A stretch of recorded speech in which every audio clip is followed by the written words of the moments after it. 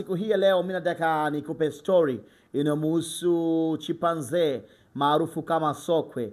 Sokwe huyu bwana ni moja kati ya wanyama maarufu sana duniani, kwa sababu sokwe huyu bwana alikuwa ni kipenzi wa late Michael Jackson, huku ikiwa anatimia miaka 16 tangu alipofariki King of Pop Michael Jackson tarehe 25 June 2009. Sasa sokwe huyu Babo ametimiza miaka 42 ya kuzaliwa kwake, na unaambiwa bwana sokwe huyu kipindi cha uhai wa Michael Jackson, Michael aliweza kusafiri naye kimataifa sehemu mbalimbali duniani, lakini pia unaambiwa sokwe huyu Babo alikuwa ni mmoja kati ya washirika katika baadhi ya concerts za Michael Jackson.